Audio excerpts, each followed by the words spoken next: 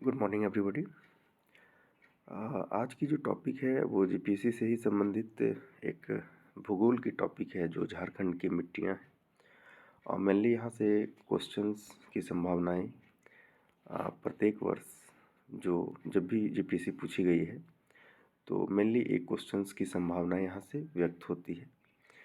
तो जब हम झारखंड की मिट्टी या कोई भी प्रकार की मिट्टियों के बारे में पढ़ना शुरू करते हैं तो मिट्टियों का विशेष एक आवरण, एक विशेष उनकी कुछ प्रवृत्तियाँ होती है जो जानना मेरे लिए काफ़ी ज़्यादा ज़रूरी हो जाता है। तो अगर बात करते हैं कि आखिर मिट्टियों का फॉर्मेशन, मिट्टियाँ कैसी है, मिट्टियों का आखिर कहाँ से विकास होना शुरू हुआ, तो ये थोड़ा सा एक बायोडाटा है जो एक बायोग्राफी के रूप में आपको नॉलेज होना चाहिए। सर्वप्रथम मिट्टी के रूप में, सर्वप्रथम चट्टान के रूप में जो हमारे पर्यावरण में निर्माण हुआ है वो मिट्टी है कौन सी? तो वो मिट्टी है आपकी इग्नियस रॉक, आग्नेय चट्टान। तो जब इग्नियस रॉक का निर्माण हुआ है तो इग्नियस रॉक के ही बाद इसी का रूपांतरण, जब इस मिट्टी का ही रूपांतरण ड्यू टू द एनवायरनमेंट, जो पर्यावरणीय परिस्थितियों के अंतर्गत जो होती है, जलवायु परिवर्तन और वायु और धूप के कारण, तो वो धीरे धीरे जो मिट्टी होती है वो रूपांतरित हो जाती है। मिट्टी का फॉर्मेशन कैसा होता है? तो चट्टान का टूटना, चट्टान अपनी भंगुर अवस्था में आती है और जब चट्टान भंगुर अवस्था में आती है तो वो धीरे धीरे उसका जो ऊपरी लेयर है वो क्षरण होता है और वो मिट्टियों का रूप धारण करती है। बात करते हैं झारखंड की मिट्टी। अब चूंकि झारखंड काफ़ी ज़्यादा पथरीला है, तो पथरीला है डेट मीन्स क्या पथरीला है? पथरीला यानी कि यहाँ की जो अधिकांश एरिया है वो चट्टान है, पठारी क्षेत्र है। इसलिए आप लोग देखते हो कि झारखंड को छोटा नागपुर कहा जाता है। तो झारखंड में सर्वाधिक रूप में जो मिट्टियाँ हैं वो बेसिकली इसको डिफाइन किया गया हालांकि 6 प्रकार में, बट इसको अगर आप लोग इस तरीके से देखें कि अधिकांश झारखंड की जो मिट्टियाँ हैं वो लगभग 90% के आसपास में वो क्या है? तो लाल मिट्टी है भाई। अब लाल मिट्टी है, इसका डेफिनेशन हम कैसे जाने कि लाल ही मिट्टी क्यों है? तो देखिए, लाल ही मिट्टी होने के पीछे का कारण है यहाँ की जितने भी प्रकार की मिट्टियाँ हैं झारखंड में जो पाई जाती है वो उसके पर्यावरणीय परिस्थिति के अनुकूल पाई जाती है। अधिकांश जो पठारी क्षेत्र है वो उपजाऊ थोड़ा कम होता है। तो इसकी विशेषता क्या है भाई? लाल मिट्टी आखिर क्यों, आखिर इतना ज़्यादा खेती लायक क्यों नहीं है उतना ज़्यादा, लेकिन फिर भी झारखंड में खेती होती है? तो देखिए, ये बहुत ज़्यादा खेती लायक इम्पोर्टेंट नहीं है क्योंकि इसके अंदर में जो वो तत्व एलिमेंट जो होते हैं जो एक खेती लायक मिट्टी में काफ़ी ज़्यादा अधिक होता है, जो जलोढ़ में मृदा में काफ़ी अच्छी पाई जाती है, वो इसमें नहीं पाई जाती। वो क्या चीज़ है? तो देखिए यहाँ पर लिखा होगा आपका नाइट्रोजन और फॉस्फोरस, ये दो ऐसे तत्व हैं, और एक ह्यूमस है ना, इसकी कमी होती है। तो नाइट्रोजन और ह्यूमस की जब भी किसी पदार्थ में कमी है, जब भी किसी एलिमेंट में कमी है, तो वो बहुत ज़्यादा सॉइल जो है फर्टाइल नहीं माना जाता है। तो सर्वाधिक रूप में लाल मिट्टी के बारे में जो जानना है, एक चीज़ तो यही हो गया कि मिट्टी जो है वो इसमें नाइट्रोजन और फॉस्फोरस की कमी है और ह्यूमस की भी कमी है। ठीक है, तो एक तो ये चीज़ें हो गई। दूसरा, यह मिट्टी झारखंड के लगभग अधिकांश भागों में पाया जाता है। अगर झारखंड का संपूर्ण 24 डिस्ट्रिक्ट है तो आप 20 डिस्ट्रिक्ट में जाइएगा तो ये मिट्टी से आप अवगत होंगे। उसके बाद इसमें और कुछ पाया जाता है क्या? हाँ भाई, बॉक्साइट की मात्रा पाई जाती है और फेरिक ऑक्साइड की मात्रा पाई जाती है। तो इस बॉक्साइड और इस फेरिक ऑक्साइड के कारण ही ये मिट्टी जो है, जिसका रंग जो है वो क्या है? तो रंग पीला और उसी के आधार पर थोड़ा लाल दिखने का, भूरा, लाल, पीला, इस तरीके के रंगों का वो मिश्रण हो जाता है। अब ये मिट्टी क्यों कमी है? मिट्टी में आखिर क्या ऐसा कारण है कि मिट्टी ज़्यादा उपजाऊ नहीं है? स्तरीय लेवल पर ही जानते हैं, मेंस में भी इम्पोर्टेंट है, बट ओवर ऊपर ऊपर ही बता रहे हैं, बहुत ज़्यादा डीप में जाने का प्रयास नहीं कर रहा हूँ। ओवरव्यू अगर देखा जाए तो इस मिट्टी में जो बताया गया ह्यूमस और नाइट्रोजन और फास्फोरस की कमी है, आखिर क्या ये मिट्टियों के अंतर्गत क्या किया जाता है? तो मिट्टियाँ जब भी ह्यूमस और फास्फोरस और इस तरीके के नाइट्रोजन की बात की जाती है तो मिट्टी में भी 5 प्रकार के एलिमेंट की आवश्यकताएं पड़ती है, और जो एक पौधे लगते हैं तो उसमें भी नाइट्रोजन ऑक्सीजन की मात्रा होती है। तो जब इस तरीके की मिट्टी में जो केचुए होते हैं, वर्म्स जो होते हैं, वो जब इसमें डेवलप नहीं कर पाते हैं पूरी तरीके से, मिट्टी कठोर हो जाती है, तो उस परिस्थिति में मिट्टी खेती लायक नहीं होती। इसलिए जब आप लोग देखते होंगे किसानों के द्वारा मिट्टी को भंगुर अवस्था तक पहुंचाया जाता है। अगर वो पथरीली है तो ठीक है, जैसे बालू वाला जो मिट्टी है, कई बार रेतीली मिट्टी, या फिर रेतीली तो हालांकि अलग चीज़ है, लेकिन एलुअल सॉइल जिसको कहा जाता है, जो नदी के किनारे में आप लोग देखते होंगे, वो काफ़ी ज़्यादा आपकी भुरभुरे अवस्था में रहती है। उसको आप लोग हाथ में उठाएंगे तो भंगुर अवस्था में होता है। तो उस मिट्टी के कारण क्या होता है कि उसमें जो ह्यूमस है, ऑक्सीजन की मात्रा है, वो जल्दी पहुंच जाती है। सिंचाई करते हैं तो वो कम वाटर में ही वो अधिक सिंचित हो जाती है। तो ये सारी चीज़ें इन मिट्टियों में नहीं पाई जाती, इसलिए लाल मिट्टी में ये सारी चीज़ें एक प्रकार से कमी है। लेकिन अधिकांश 90% झारखंड में जब ये मिट्टियाँ हैं तो इसमें कुछ तो स्पेसिफिकेशन होगा। स्पेसिफिकेशन यही है, इसमें ज्वार बाजरा है ना, रागी, गन्ना और मूंगफली आदि जैसी चीज़ों के लिए खेती किया जाता है। अब चूंकि अब जिस क्षेत्र में इस तरीके की चीज़ें पाई जा रही है, तो एक तो अल्टरनेटिव होना ही ना चाहिए भाई, मेरे पास नहीं है, अगर मान लेते मैं गेहूँ और दलहन तिलहन जैसे फसल का उत्पादन नहीं कर पा रहा हूँ, चावल का उत्पादन नहीं कर पा रहा हूँ, तो जो सर्वाधिक रूप में उस मिट्टी की कुछ स्पेसिफिकेशन होगा, वैसे फसलों की तलाश की जाए जो उस फसल में जो उस प्रकार के मिट्टी में मेनली वो तुरंत वो स्टार्ट हो जाए, वो फसल उत्पादन हो जाए शुरू। जैसे आप लोगों ने देखा होगा माइको के द्वारा जो जीएम मॉडिफिकेशन करके क्या किया गया, तो बीटी ब्रिंजल्स, बीटी कॉटन्स का निर्माण किया गया। तो उस बीटी कॉटन्स के माध्यम क्या हो रहा है, जो प्रोडक्शन है वो हाईली हो रहा है। रीज़न क्या है, वो इन्वायरमेंट के एडेप्टेशन में वो पहले कॉटन जो है वो डेवलप नहीं कर पा रहा था।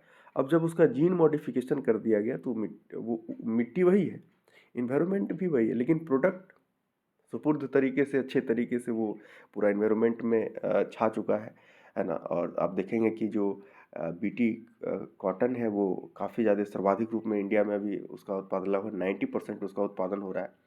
तो वो मिट्टी पर डिपेंडेंट कुछ प्रोडक्ट ऐसे भी होते हैं जो उसको किसी भी इन्वायरमेंट में उस फसल को बोइएगा तो हो जाएगा। तो उस तरीके के मोटे, राजस्थान में भी आप देखें कि कई प्रकार की वहाँ पर उपजाऊ लायक भूमि नहीं है, लेकिन वहाँ पर ज्वार बाजरा रागी जैसे फसलों का उत्पादन किया जाता है। तो झारखंड में भी इस तरीके के फसलों का उत्पादन किया जाता है, खास करके किस क्षेत्र में, तो लाल मिट्टी में। इसमें जानने वाली जितनी भी चीज़ें थी इस लाल मिट्टी को लेकर हो चुका है। अगला आते हैं ब्लैक सॉइल। ब्लैक सॉइल, इसको रेगुर मिट्टी है ना, और भी कई प्रकार के नामों से जाना जाता है। सर्वाधिक रूप में अगर ओवरऑल इंडिया की बात की जाए तो इंडिया में ये जो है वो कहाँ पाया जाता है, इंडिया में ये सर्वाधिक रूप में महाराष्ट्र में पाया जाता है।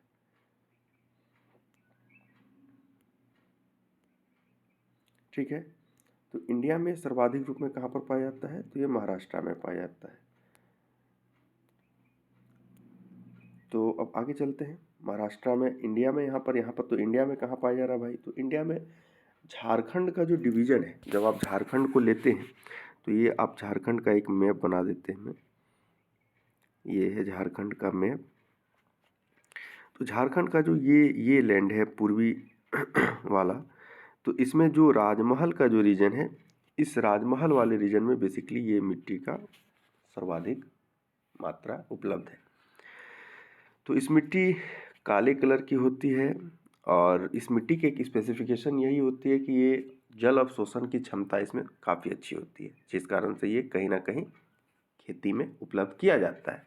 और वैसे प्रोडक्ट में उपलब्ध किया जाता है जो जल के संचयन के लिए, जिनके लिए जल काफ़ी ज़्यादा इंपॉर्टेंट है। तो धान में भी जल की आवश्यकता है, लेकिन धान इसमें हालांकि उतना ज़्यादा नहीं किया जाता है। मेनली इसमें सर्वाधिक रूप में कॉटन वोटन जैसी चीज़ों का उत्पादन किया जाता है ना। जब इसमें बरसात होती है तो ये मिट्टी काफ़ी ज़्यादा चिपचिपी हो जाती है। क्वेश्चन इस पर शायद पूछ भी लिया गया है कई बार, तो थोड़ा इस सबको ध्यान देखिएगा। जीपीएससी है, सतही क्वेश्चन तो पूछने वालों में से है नहीं, थोड़ा सा डीप जाएगा ही।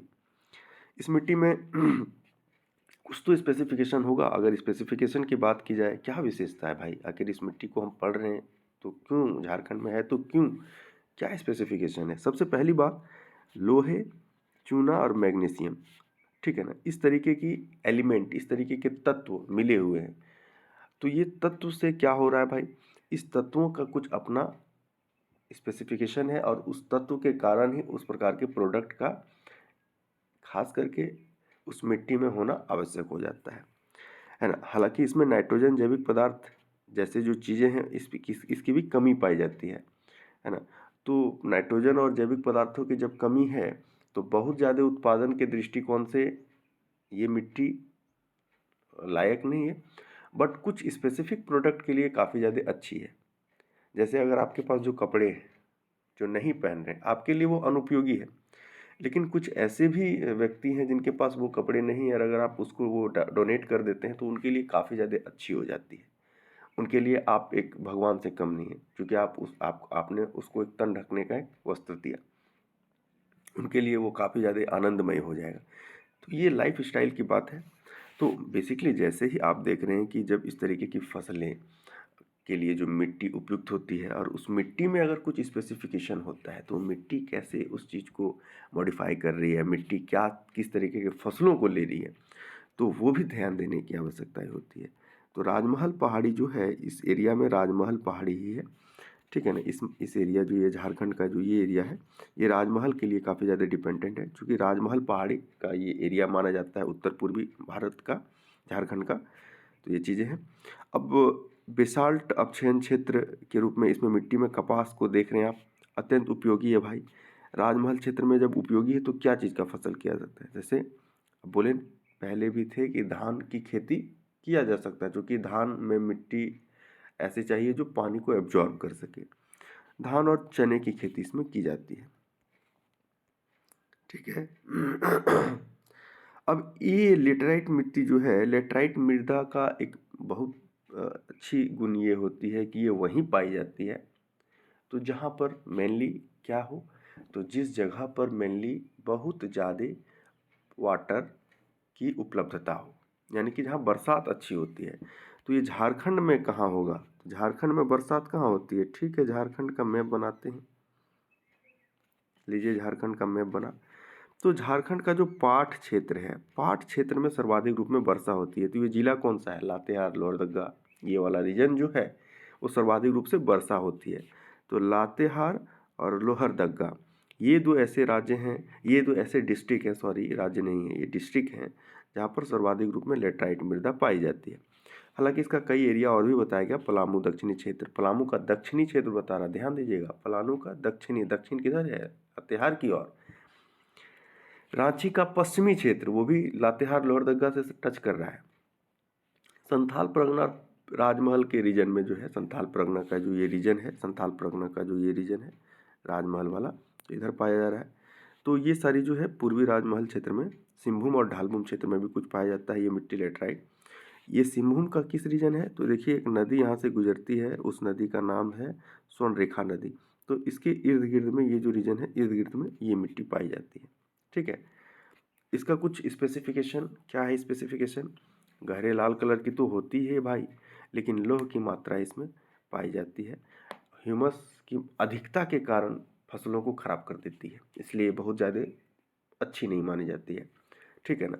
अगर कोई व्यक्ति बहुत अच्छा है, बहुत अच्छा है, लेकिन वो हर एक चीज़ को ही सबके बारे में बता देता, जैसे आपकी कुछ अच्छाई है तो ठीक है, लेकिन आपके अंदर में वो अच्छाई इतनी अंदर तक घुस गई है कि आप अपने एथिकल चीज़ को भी अनएथिकल कर दे रहे हैं, अपने पर्सनल प्राइवेट चीज़ों को भी किसी के सामने जाकर उजागर कर दे रहे हैं, तो वो चीज़ अच्छी नहीं मानी जाती है। तो लेटराइट मृदा के अंदर में ह्यूमस तो है, ठीक है, अधिकता पाई जाती है, लेकिन इतनी अधिकता हो जाने के कारण वो फसलों को क्या कर देती है, उसके जड़ों को ही खराब करना शुरू कर देती है। तो मेनली लेटराइट मृदा भी बहुत ज़्यादा अच्छी नहीं मानी जा रही है, ठीक है, समझ रहे हैं। कम उर्वरता वाली है, अगर ध्यान दी जाए तो कम उर्वरता है। मोटे अनाजों का इसमें उत्पादन किया जाता है।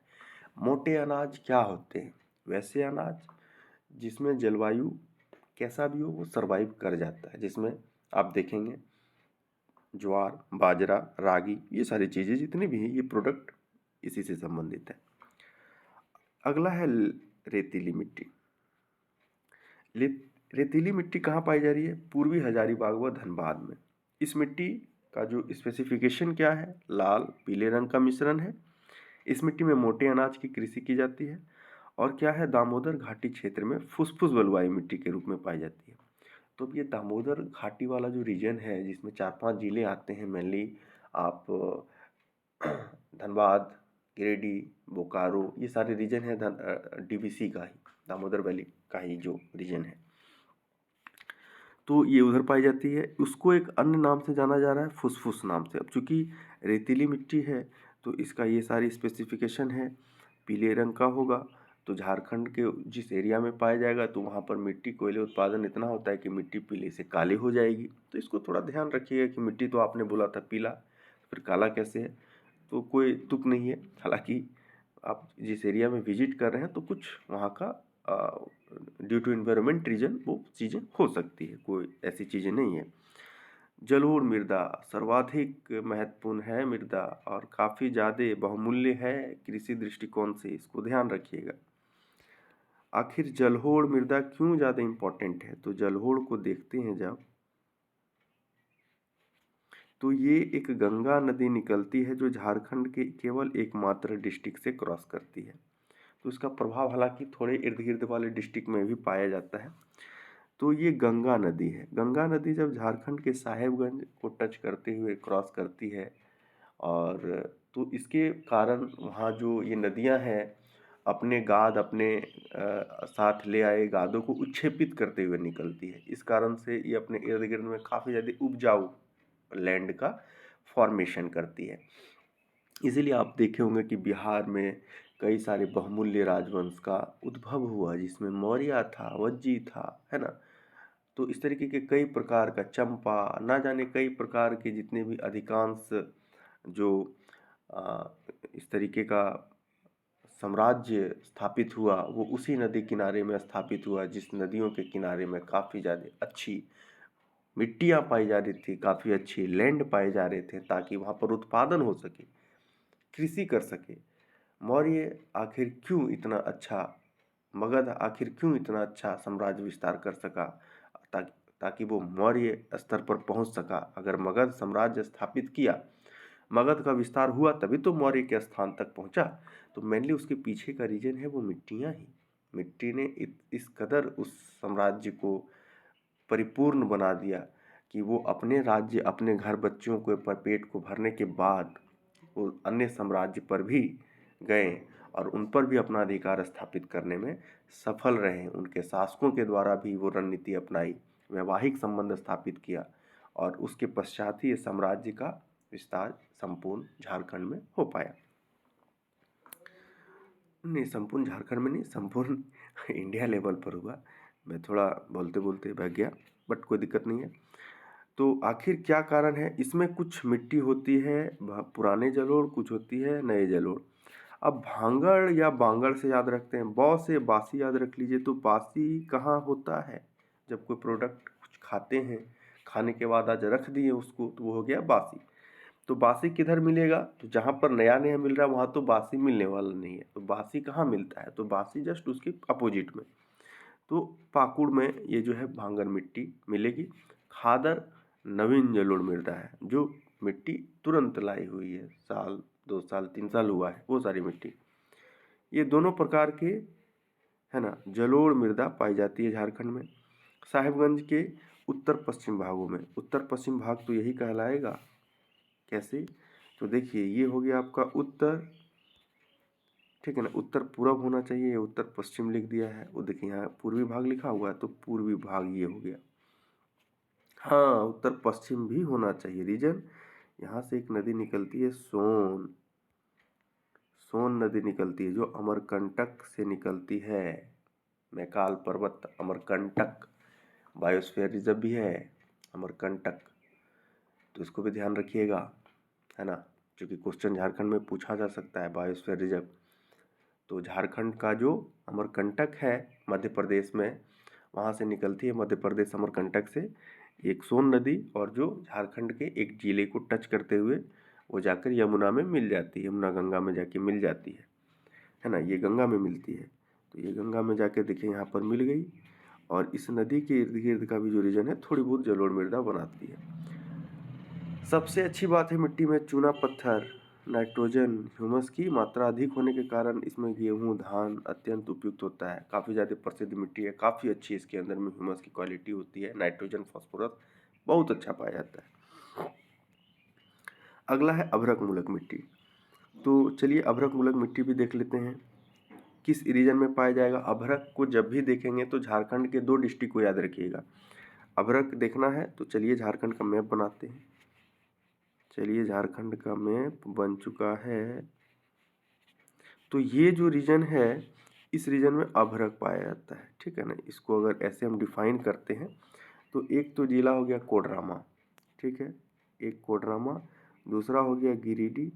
तो ये 2 रीजन बेसिकली काफ़ी ज़्यादा इंपॉर्टेंट होता है। झारखंड में जो अभ्रक मूलक मिट्टी पाई जाती है वो हल्का गुलाबी होता है। अभ्रक पट्टी के अंतर्गत में जो मिट्टी है वो हल्का गुलाबी होता है और इसमें कुछ नमी की कमी होती है, जिस कारण से कहीं कहीं पर इसका रंग पीला भी हो जाता है। तो समुचित ढंग से कृषि कार्य संभव इसमें नहीं हो पाता है ना। लेकिन कहीं कहीं पर ये मिट्टी उपजाऊ भी है, लेकिन जल के कारण अब स्वाभाविक है कि अगर पठारी एरिया है तो जल कहाँ से लाएं भाई।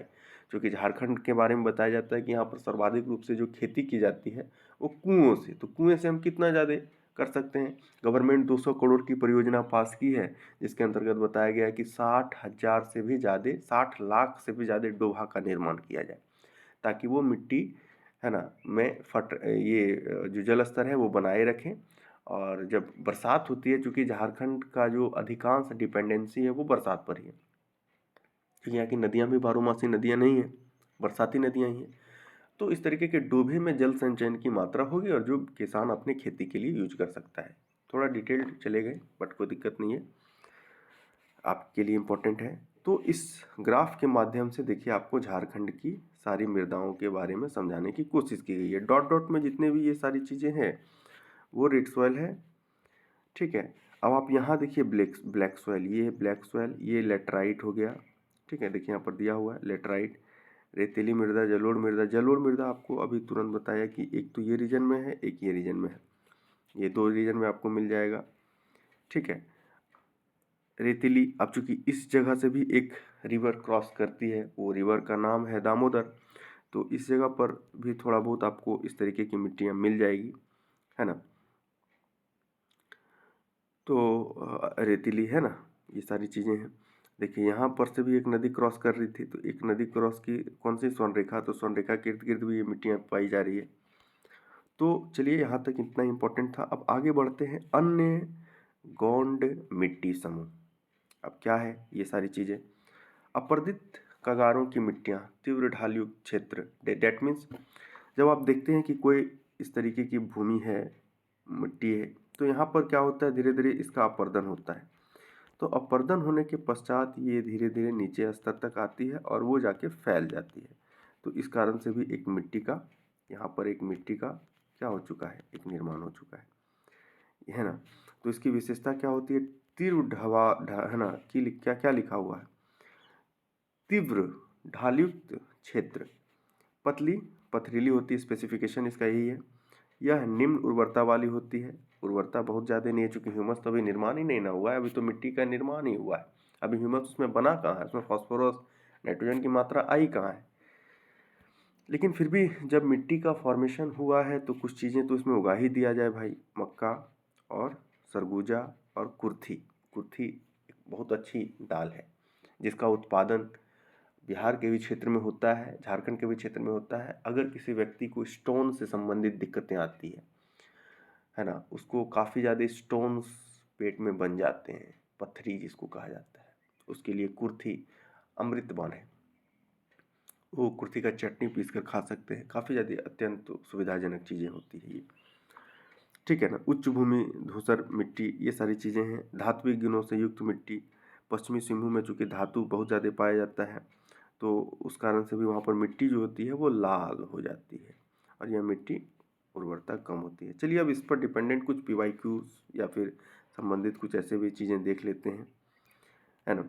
हाँ, ये थोड़ी बहुत देख लीजिएगा, कई बार क्वेश्चन यहाँ से राइज किया जाता है कि मेनली स्थानीय मिट्टी, स्थानीय नाम पर कुछ मिट्टियाँ होती हैं, जैसे दोमट मिट्टी जो होती है इसको कई बार चरका मिट्टी या फिर खेसारी, है ना, खेरसी या लोबो या बाल सुंदर या अरहसा, इस तरीके के नामों से जाना जाता है।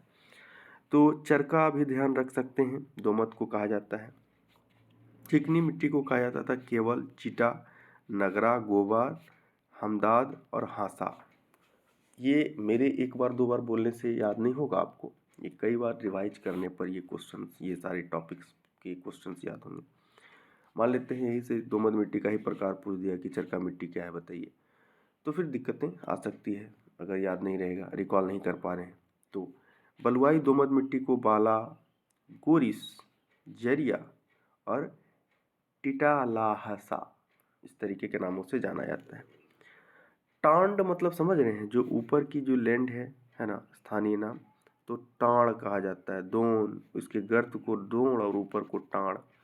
तो स्थानीय नाम में से कहीं दिहार, भीठा, है ना, बरहासी, बारी कहा जाता है। तो कहीं पर उसको गढ़ा कहा जाता है, गढ़ा नहीं बोलते हैं कि बीच गढ़ा, इस तरीके का लैंग्वेजेस का यूज किया जाता है मेनली विलेजेस में। गढ़ा क्षेत्र एरिया है, वो गढ़ा वाला घर है उसका, इस तरीके का, है ना। तो चलिए यहाँ पर कुछ मैं अलग से भी लिखा था। फॉरेस्ट कन्वर्सेशन एक्ट जो लाया गया था वो झारखंड में माइका का खदान का उत्पादन, जिसके अंतर्गत बंद कर दिया गया था। बोला माइका अब नहीं उत्पादन किया जाएगा। उत्पादन के दृष्टिकोण से माइका जो है वो और किस स्टेट में अवेलेबल है?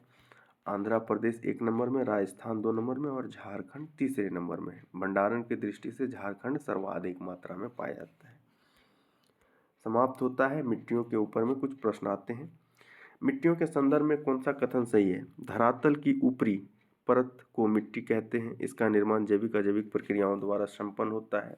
हो सकता है, सही है।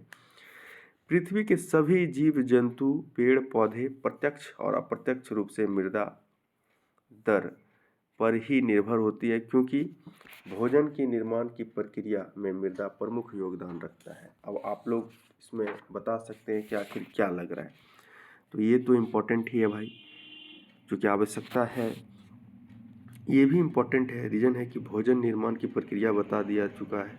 लेकिन अब ऐसा बात बोल रहा है कि क्वेश्चन क्या कहना चाह रहा है कि मिट्टी में सही है, तो मिट्टी भोजन निर्माण के लिए, प्रक्रिया के लिए इम्पोर्टेंट है, तो क्या हम मिट्टी से भोजन बना सकते हैं? तो स्वाभाविक है नहीं, है ना।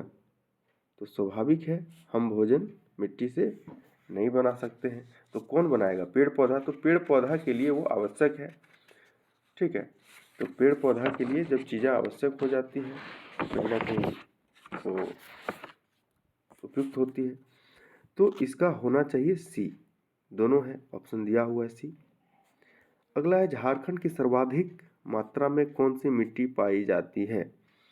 तो अब अभी तुरंत देखें आपने कि 90% के आसपास में लाल मृदा है। तो चलिए ठीक है, बाकी जो स्पेसिफिकेशन है इसको आप थोड़ा देख लीजिएगा, ये सर की बुक है, डीएसपी सर की। झारखंड में अभ्रक मूल की लाल मिट्टियाँ किस क्षेत्र में पाई जाती है? तो अब क्या बताया जा रहा है? अभ्रक।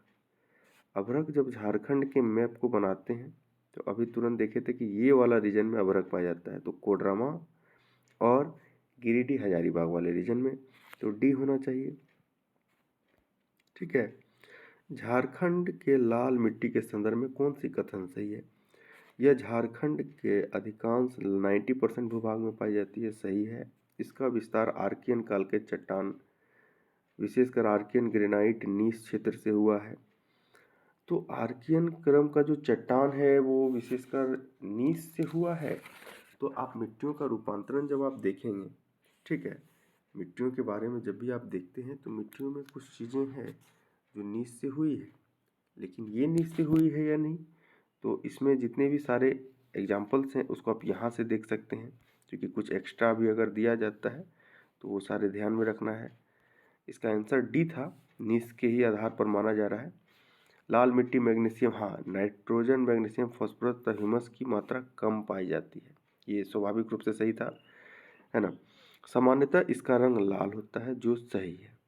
थोड़ा इशूज था इसमें कि ये आर्कियन चट्टान का ही या फिर ग्रेनाइट का ही रूपांतरण है, ये कहना थोड़ा कठिन हो सकता था। रीजन है कि झारखंड में आप विंध्याचल की चट्टान जो पलामू और गढ़वाल क्षेत्र में पाया जाता है, और भी कुछ चट्टानें हैं जो झारखंड में ही पाया जाता है। तो मेनली ये उनका निक्षेपण, उनके ऊपरी लेयर के टूटने के कारण भी हो सकता है, जिसमें इग्नियस रॉक भी था। तो चलिए कोई बात नहीं है, इसका सारा जो आंसर है वो सही है। लेटराइट मृदा मुख्य क्षेत्र कौन सा है? तो पाट क्षेत्र है और राजमहल का क्षेत्र है और कुछ पूर्वी सिंहभूम में। पूर्वी सिंहभूम में कौन सा रीजन था? तो जमशेदपुर का रीजन। क्यों? क्योंकि वहाँ से एक नदी क्रॉस कर रहे थे और नदी के इर्द गिर्द का वो जो मिट्टी है वो लेटराइट मृदा के रूप में पाया जा रहा था। कौन सा? स्वर्णरेखा। ठीक है, ध्यान रखना है। पलामू के किस प्रकार की मिट्टी ज़्यादा पाई जाती है? तो पलामू में आप देखेंगे तो लेटराइट तो हालांकि पाट क्षेत्र में है, जो पलामू का कुछ दक्षिणी क्षेत्र है वहाँ पर पाया जा रहा है, संपूर्ण पलामू में वो पाया नहीं जा रहा है। दोमट तो अभी तक देखे ही नहीं थे कि दोमट भी कहीं झारखंड का किसी स्पेसिफिक रीजन में पाया गया, तो ये तो ऐसे भी कट गया एलिमिनेशन के अकॉर्डिंग। काली मिट्टी तो इधर पूरब में पाया जा रहा है, तो ये भी नहीं होगा। तो लेटराइट भी नहीं था, तो बचा कौन सी? पीली मिट्टी। मार दीजिए। जो ऑप्शन नहीं बनता है उसको आप इस तरीके से एलिमिनेट करके बना सकते हैं। झारखंड में काली मिट्टी के संदर्भ में कौन से कथन सही है? इसे रेगुर मिट्टी कहा जाता है, बिल्कुल सही है। राजमहल ट्रैप में पाया जाता है, बिल्कुल सही है। क्षेत्र में का विकास के रूप से मुख्य रूप में विकास हुआ। चलिए ठीक है। इसमें लोहे तथा एल्युमिनियम यौगिक ह्यूमस पाए जाते हैं। क्या बात बोल रहे हैं? ऐसा देखें नहीं, इसमें कैल्शियम सारी चीज़ें पाई जा रही थी, बट लोहा, मैग्नीशियम, एल्युमिनियम का यौगिक ह्यूमस ये सारी चीज़ें तो नहीं देखे थे, है ना।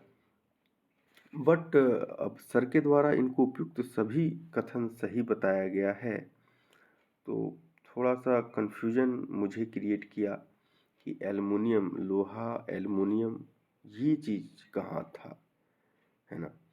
नाइट्रोजन, फास्फोरस तथा जैविक पदार्थों की कमी है इस मिट्टी में, ये सारी चीज़ें सही है। जबकि पोटास तथा, हाँ ये देखिए पोटास, ये सारी चीज़ें उपलब्ध थी। ये लोहा, एल्युमिनियम ये चीज़ें थी या नहीं, उसके अकॉर्डिंग अगर जाए तो 1 और 3 होना चाहिए, जो ऑप्शन में दिया भी नहीं है। यहाँ उपयुक्त सभी कथन दिया गया है, तो इसको थोड़ा आप लोग क्वेश्चंस को देख लीजिएगा, क्योंकि मेरे लिए ये थोड़ा 2 नंबर ये गलत लग रहा है। 1 और 3 सही हो रहा है, 1 और 3 जो ऑप्शन है मेरे अकॉर्डिंग ये सही है, बट थोड़ा सा इस चीज़ को लेकर मैं डाउटफुल। झारखंड में पाई जाने वाली नवीन प्रकार की मिट्टियाँ हैं, क्या है? तो नवीन प्रकार की मिट्टी में जलोढ़ आप देख सकते हैं। रीजन, क्योंकि ये मिट्टी हर एक साल 2 साल 3 साल में अपने नए जनरेशन को लेकर आ जाती है। ये एकदम बिल्कुल एप्पल है, 15, 16, 17 चलते रहती है। एप्पल 9, एप्पल 10, एप्पल 12, हर एक 2 साल 1.5 साल 3 साल में वो अपना न्यू वेरिएशन लेकर आती है। रीजन, मिट्टियों को काटते हुए आती है ना, नदियों में काफ़ी ज़्यादा बहाव रहता है। गंगा नदी में आप जब देखेंगे हरिद्वार से जब निकलती है नदी, काफ़ी ज़्यादा इसमें तेजी रहती है।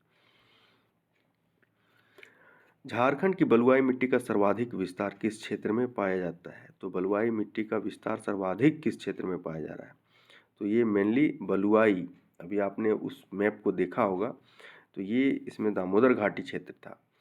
क्योंकि झारखंड का ये मैप अब जब बनाते हैं, ठीक है ना, तो इधर से आप देखते हैं कि ये जो रीजन था ये बलुआई वाला था, तो ये बलुआई रीजन कहाँ पर था? दामोदर घाटी क्षेत्र में, ठीक है ना। तो वही,